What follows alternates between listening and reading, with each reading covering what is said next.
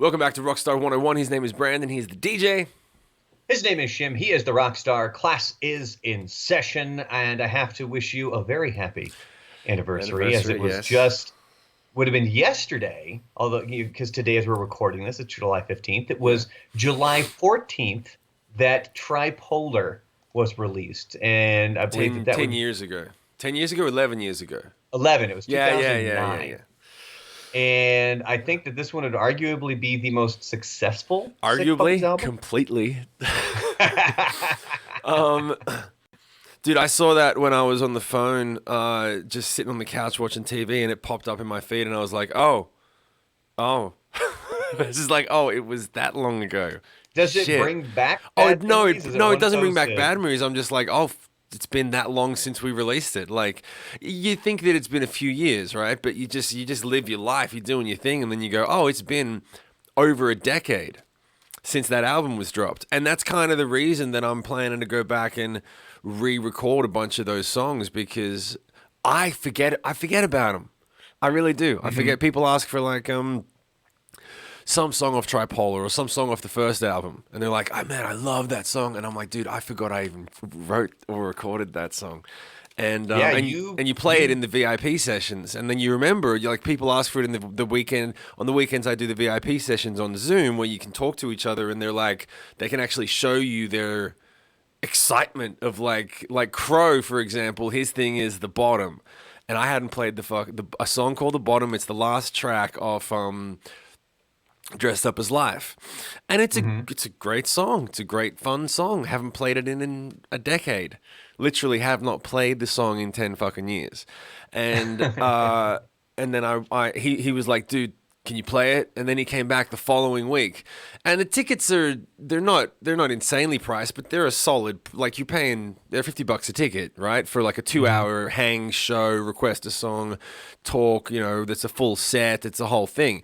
So the second week he came back and was like, hey, can I hear The Bottom? I was like, dude, okay, I gotta play it for you. So just on the spot, I was remembering it, and I was like, fuck, I can't believe I can remember the intricate parts of this song, because it's not like a four chord U2 sort of ballad.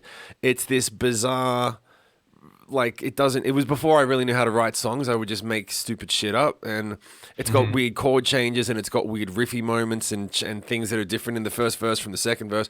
And I started remembering it all. I was like, yeah, you're right, this is a dope song. He was like, right. And then he's there on the Zoom, he's muted, and he's headbanging along to it.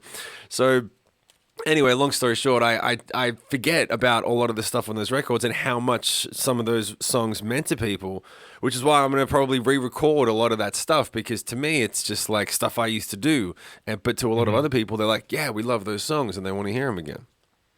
Yeah, because remember when I first met you, you actually performed a little bit of White Balloons because I had even told you that there On the air. was yeah, and there was it was a song that meant a lot to me and my family, and this Yeah. was long before you and I ever met. I mean, you and I met in 2018, and my family was going through a rough patch, and it was a song that White Balloons was something that we were kind of able to share together. And then another song off that album, Odd One, that song helped me realize the girl I was dating with at the time was I needed to break up with her. I didn't realize that song had that impact. I know about White Balloons. I didn't know about Odd One.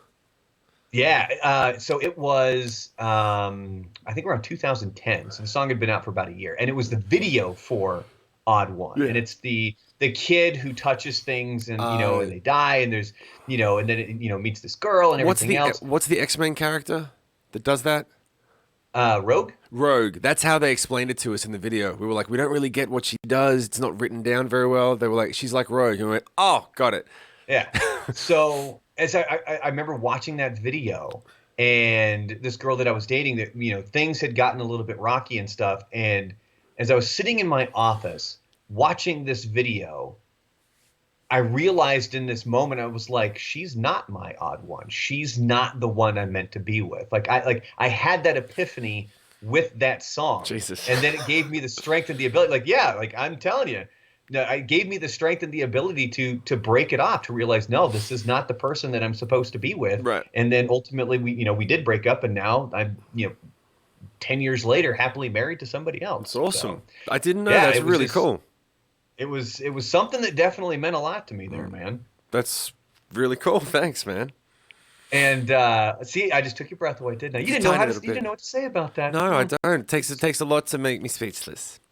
So yeah, so you got the anniversary for Tripolar. You're saying that you're going to be releasing some stuff. We did get a question on your YouTube channel. Yeah. Somebody had asked if you were going to release the instrumentals for Crucified and Hallelujah because they were hoping to do karaoke versions of those songs. Good luck singing Hallelujah. Uh, I can. Yeah, I mean, what I'll probably do is, actually, you know what's funny? I've been thinking, that's actually really good that you brought that up. I've been thinking of some cool stuff to put on my Patreon because I'm building the Patreon right now, but I want to make it, I'm an idiot. I want to make it better than everyone else's Patreon and make it the biggest thing since sliced bread. Well, And you like, should. I mean, if you phone it in going into it, it's not going yeah, to be like anything I've you I've want to seen check out. some guys that are in bands and they're like, for $10 or $20 a month, here's one backstage video, or you can Yeah. go one live stream a month. And I'm like, nah, nah, like, You so wanted it a little bigger than that. yeah, I want to do so. I want to give people like a lot of value. So, but yeah, that's actually good because I'm going to be putting together a library of music for one of the tiers that's got like old demo, like one old demo of mine each month. I'll pop up an old demo and a fully new song that's written and finished, and then like the lockdown sessions and then instrumental versions. And so that's a good idea actually. So it'll be on the Patreon soon. That's the answer to that question. Yeah. And speaking of things like Patreon, we have to give a shout out to our subscribers Yes, we found who out. have gone, yeah, who have gone to our Anchor page and have become monthly subscribers. And man, I feel horrible if I butcher their names. Okay. And please message me.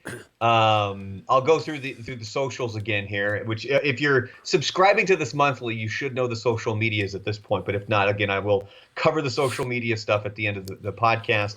But it is Victoria Lee.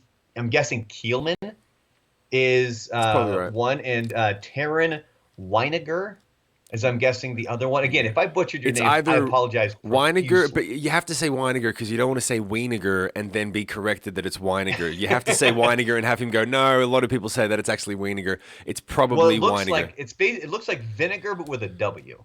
Okay, Weiniger. So vinegar. Why don't you tell us, mate? Just look, bottom line is thank you very much for supporting the Yes. podcast. We didn't realize, I don't know how long ago, I found out this week. Right, I didn't know, and I'm gonna wear like egg on the face because these people have been supporting the podcast for a while, and that's we've already been saying thank you very much to everyone who's been supporting the podcast. Thank you for your input and your feedback. But we didn't know that we had supporters. We talk like Brandon and I talk every month or so. We were like, okay, let's check the numbers and how many people are watching this month. And at some point, we'll look at getting a sponsor and da da da. We don't really think about making money off this right now. So when we found out, people have been supporting us Donating money, financially, giving us money, yeah. I was like, what? I was really shocked and just really big warm feeling in the chest to be like, people are digging it to the point where they're like, yeah, please keep, because that's what I noticed with Patreon as well. It's like it doesn't occur to me because I come from an older school, but I would do it for people who I'm like, yeah, I just want to keep consuming your content. I like what you guys do. It gets me through the day, or I want this perspective. And so I would support that thing. And now I do on a few of them. But the main, I was just like really humbled that some people were really doing that. I found out this week and I was like, it was just the best feeling in the world. And it really, yeah. So I just want to say thank you to our, what do you call them? Our not our sponsors, our supporters. You're right. Not our endorsers, Yeah, our because supporters. It comes up at least on Spotify. It gives you the link, but it's not an actual link. Like it gives you the HTTPS, colon Right. whole thing. It's hard to but find. You can't. Yeah, but you can't directly click it. So I'll say it here. It's just go to anchor.fm/rockstar101 and there'll be a support thing there for you. So if you just go to the Anchor page, Okay. anchor.fm/rockstar101. We should put that up. We should start putting that up in the YouTube comments, in the YouTube description. We'll put that up. That would probably be a good thing. Yeah, we haven't been fucking doing that because we don't think about the money like idiots. Anyway. No, like you and I do this because you and I enjoy talking to each other. Yeah. We enjoy talking about the things that we enjoy. Yeah. And if people listen to it, cool. And certainly if anybody has any feedback, if anybody has any questions or any comments, we always want that kind of stuff too. But when it came to actually making money off No this, I way. don't think Nah. we were ever, even really thinking about that. Yeah. But yes, thank you very much to both Victoria and Taryn for supporting the podcast. And if you want to do so, go to anchor.fm/rockstar101. Sidebar. Sidebar. Does that bother you?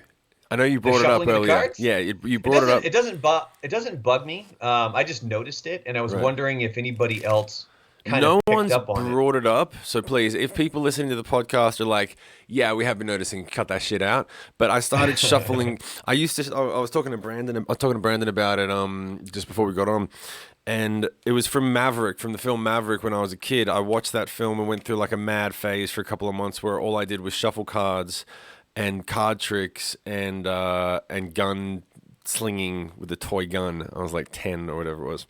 So I'm really good at like 2 gun tricks and 4 card tricks, and that's it. And they're not even card tricks. They're just dealer things. They're not card like make it disappear. It's just how to cut the deck, how to shuffle them. And now it's like a habit. If I'm sitting here talking to someone, I just do it. Anyway, yeah, fun stuff. Well, when you're talking about because the game Maverick being the movie, I loved that movie when I was a kid. Dude, Still it's do. awesome. Yeah. And the whole poker thing. And it's a cheesy movie. I mean, it's so popcorn. It's a completely cheesy movie, but it's still a fun movie to watch. But one thing that Shim and I had been talking about, and we aren't sure, when or if we're going to be able to make this happen, is an online poker game. Oh, yeah, play with some of the people who check out the podcast, check out the lockdown sessions and stuff like that. Because something that we've been able to do here since the kind of COVID-19 lockdown started is online poker with myself here in El Paso, my family back in Portland, Oregon. There was people who were playing with us on the East Coast, and it was all friends because my dad 21 years ago started playing poker games in our garage, and it was Texas Hold'em, $20 buy-in, and it started with just one game. I think it was 14 guys around one small folding table, or just we couldn't believe how many people were crammed around this one table, and it grew and grew and grew to where we had so many people coming through there. We ended up making 2 full tables. There was big tournaments that we would play during the summer where it was like $100 buy-ins, and it just grew into this massive thing that we never anticipated. Right. Now COVID-19 has kind of shut all those games down, and then especially me moving away, I haven't been able to experience those poker games. When I was in Florida, there was 8 years where I barely got to play in the poker games. Right. There was, since I've moved to El Paso, I don't get to play in those poker games. But with online poker now, we have found this one website where it's simple. There's no video chat in it, so what you end up doing is you have a Zoom meeting, and then you also have the poker game going. And you can, if you have 2 devices, obviously if you have a phone and a laptop, that's the easiest thing, or a couple of laptops is what I'm working with. But it's something we've been able to do, and it's been an absolute blast. And Shim and I have kind of talked about possibly doing one of those. Can I ask you a question? That whole I've never played poker in my life. I've literally never played more than You were that big of a fan of Maverick, and you never played poker? Never played poker. I told you. What was the second thing I said after I said that I spent months shuffling cards? What was the next sentence? Gun tricks. No, the next sentence. Cards. Didn't have any friends. That's why I shuffled cards. So no, I didn't play. There was no one to play cards with, mate.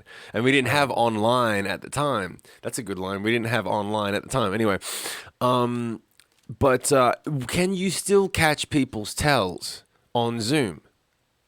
I mean, you can, if you really want to. I'd never really pay attention to the Zoom. If I'm focused on the game, I'm focused on the game. It's not that big a deal. And when we play, and when we would play with listeners, like we wouldn't be playing for money or anything. I don't think, but when we play, I think it's been $40 buy-ins each time. So we're not playing for a ton of money. And I think there was one game that we did. It was for my dad's birthday. And it was his 65th birthday, actually. And it was a surprise. And I think we had 2 tables going, and there was maybe 16 to 17 of us that were playing. And so there was a pretty big chunk of money on that one. But you play till like the final 2, and when they agree to quit, you quit. Have I ever told you about this is relevant, all right? So gambling. We're talking about gambling for a minute, all right? Okay, I like how you have to preface a story with "This is relevant." I'm not gonna. Because it's got a couple of. It's gonna take 5 minutes to tell the story, but it's a dope Okay. fucking story.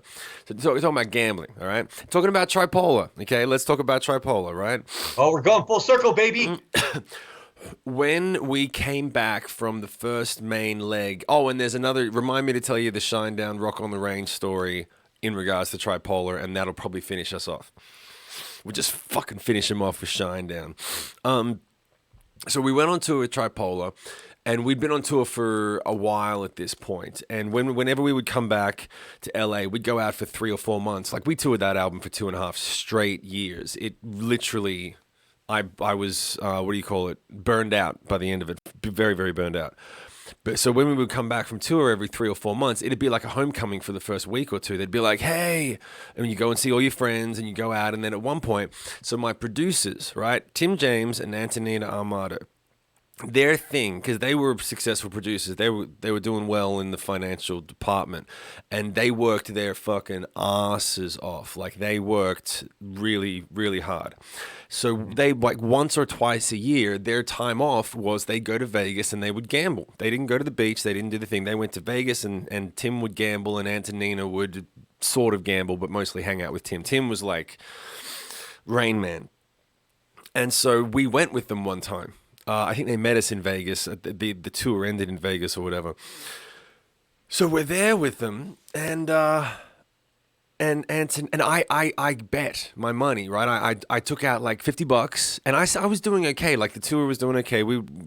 I could have gone out with a few hundred, but I never gambled, and I went out with $50, and I lost it.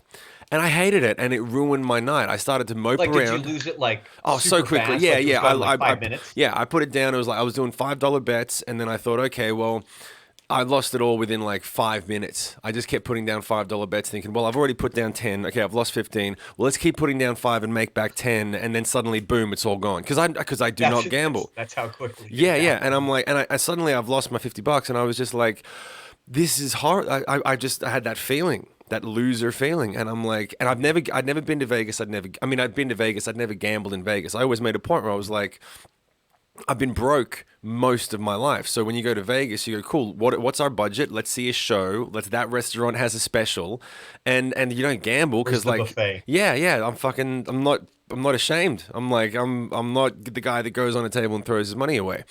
You wouldn't even go sit because I've never actually been to Vegas, but I isn't it didn't one of those find it things interesting where, to watch people gamble. I didn't find it well, not interesting. to watch, but I've heard that if you just go to like the slot machines or something like that, that's how you get the free drinks.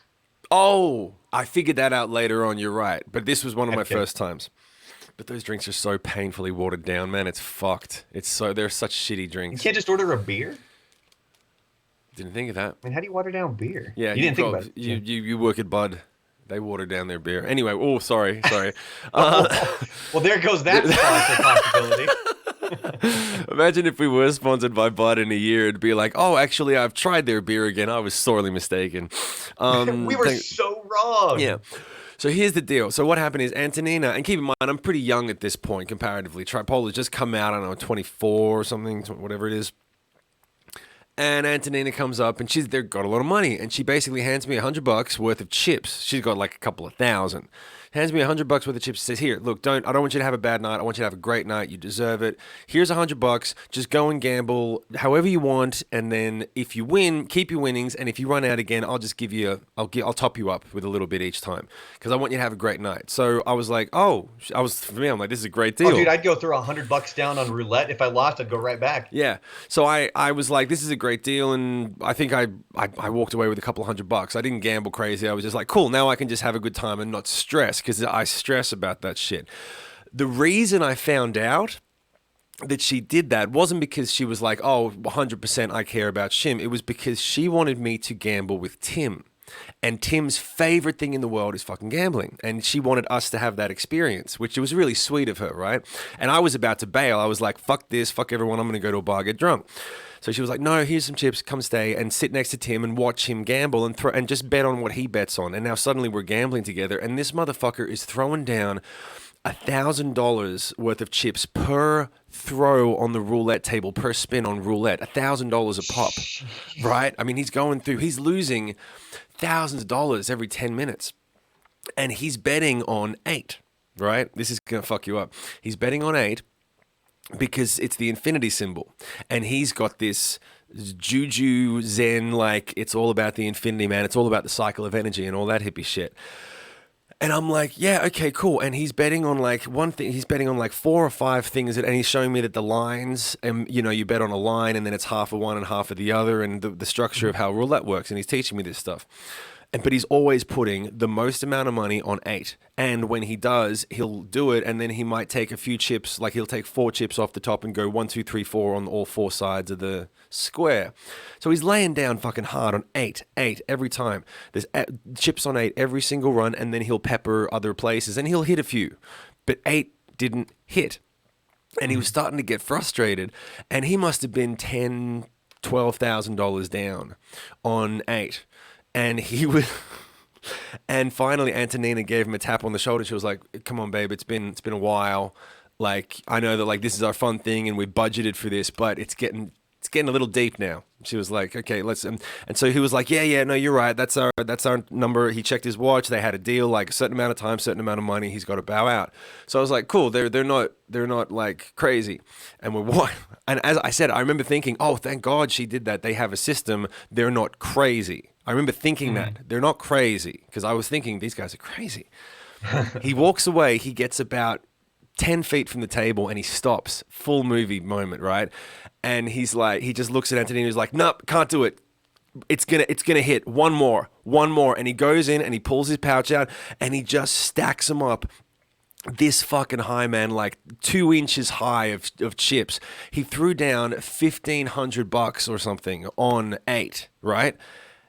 And it hit on 8 with like 15 or $2,000 worth of chips on 8, and he took home something like 40 grand in that one hit, and made all his money back. And we were just like, the rest of the night was, he was fucking throwing money around, buying everything for everyone the rest of the night. I'd never seen him so happy. Antonina gave me a couple of looks during the night, which was like, "This is why I wanted you to stay." Like sometimes he hits like this, and he's just the sweetest thing in the world, and he's like he's on top of the moon. And I was like, oh, and I'd never seen him like that before, because I had a really conflicted relationship with Tim as a producer for the years that we worked together, and that was one of the best memories that I had, was him hitting that fucking 8. And like just changing, being like, "I knew it. I knew it." 180. Yeah, Amazing. he was like, and then he went on the trip of like, "It's all about the energy, man. The universe provides." You know, he was like, it was really dope. Destiny. Yeah, it was actually really sweet. All right, so I have a gambling story, but I'm going to wait until that in the next episode. Right. Because the one I want to get to, because we got about maybe 10 minutes left here of this episode, and something that we had been talking about in previous episodes of Rockstar 101 is what's going to be the future of concerts. I mean, with social distancing and venues being limited on capacity and everything like that, what is going to be the future? Is it going to be smaller sessions, like you're doing the lockdown sessions and things like that, where you're able to perform in front of a smaller group of people, but it's intimate, where you get that one-on-one sort of feedback? And something that Bush is doing, it's going to be Saturday the 18th. And it's going to be streamed a multitude of places. One of the ways that we know about this, it's going to be streamed on our Facebook page, on the KLAQ. That's the radio station. That's our flagship station for the morning show that I work for. It's going to be streamed on our Facebook page. And what they're going to do is they're creating almost a full concert from a studio. Yeah. No audience. And basically what it says here is a live streamed concert by British rock group Bush to promote the band's new album, The Kingdom, marks the inaugural outing for Fan Tracks, the latest company to dive into the live stream waters that have become the new normal in the music industry. And there's also going to be, remember Matt Pinfield from MTV? Do you remember him at all? No, but I didn't really. Matt Pinfield, he was like the guy. Yeah, but you're probably still in Australia actually at the time when Matt Pinfield was big.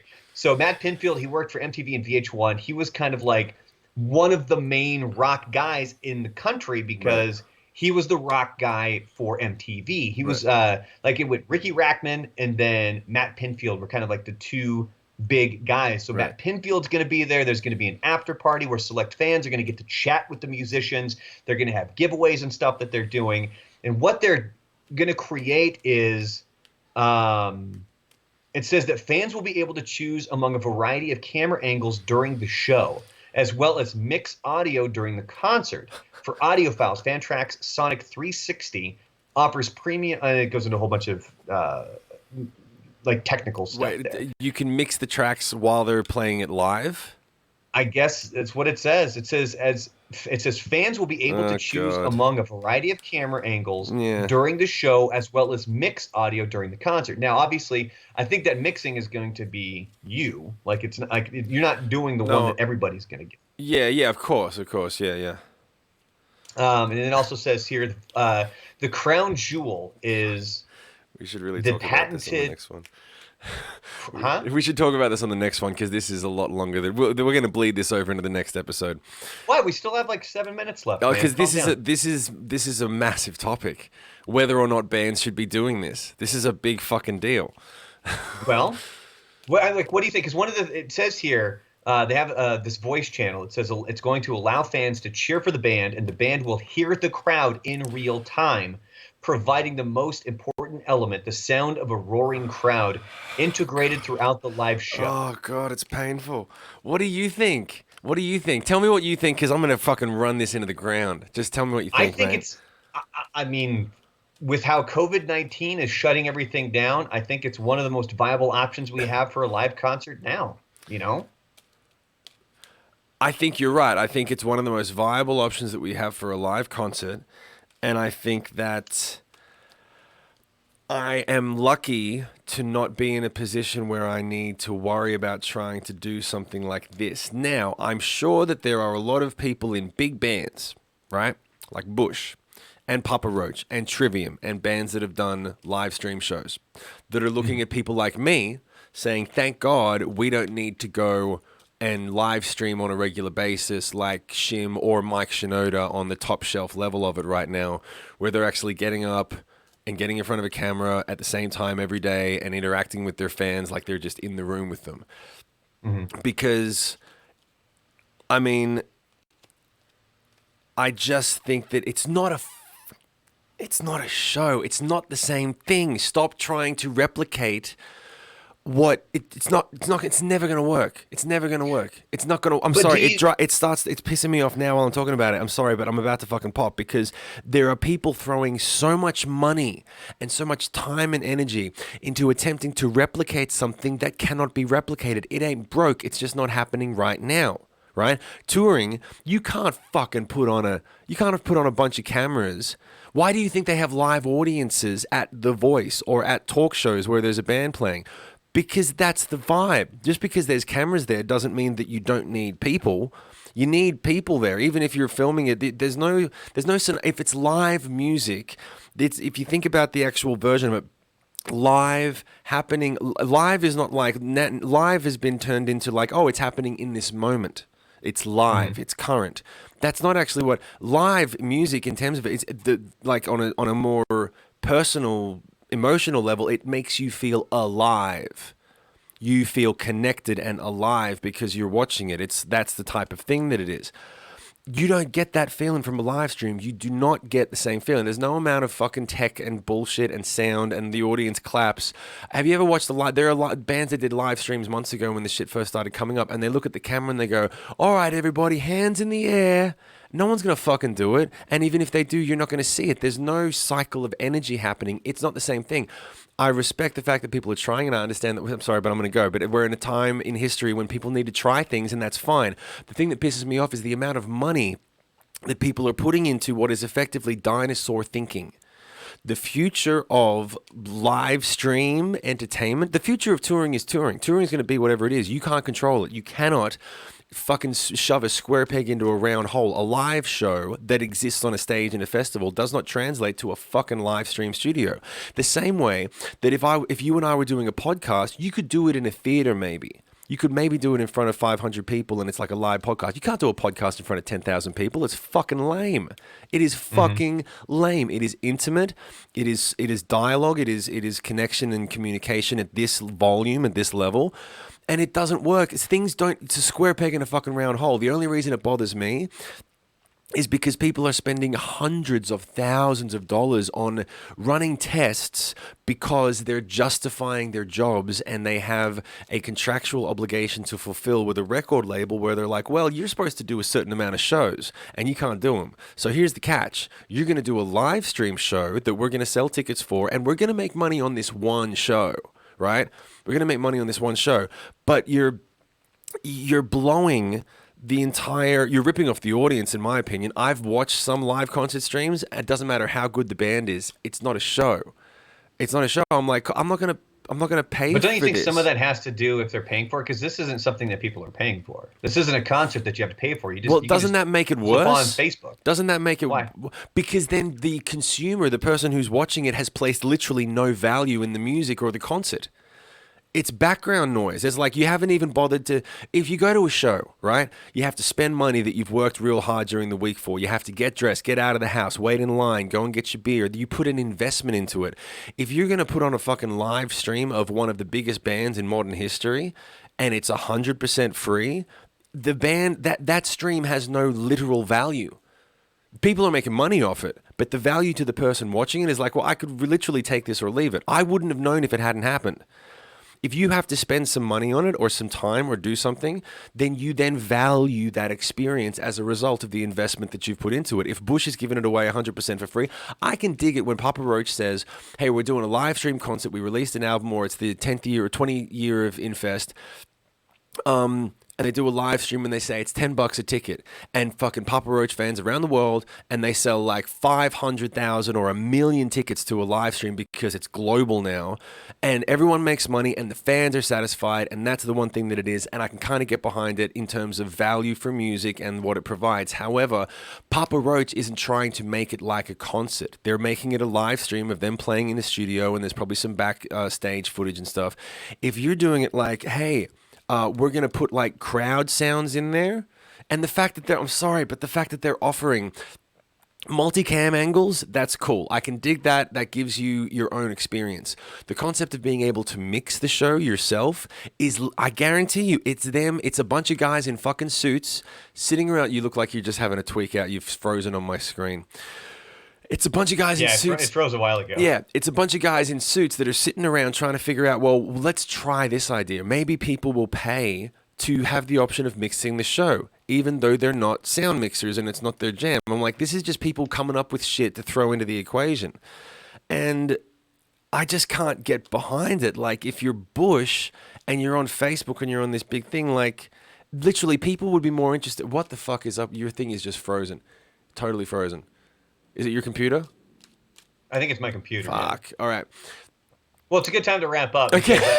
I'm getting the impression that you won't be tuning into the Bush concert coming up. I'm not gonna. I mean, I'll probably. You won't even check it out. But here's the point. I am living proof of what I just told you. Okay, I will tune in and not invest any time or energy into it because I haven't invested any time or energy into it.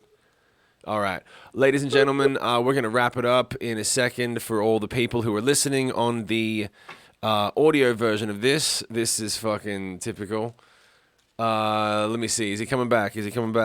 Well, fuck this shit, man. For all the people who are listening, I'm taking over because I just can't get behind the concept that Bush is going to go ahead. Shut the fuck up. Bush is going to go ahead and do this. And I love Bush.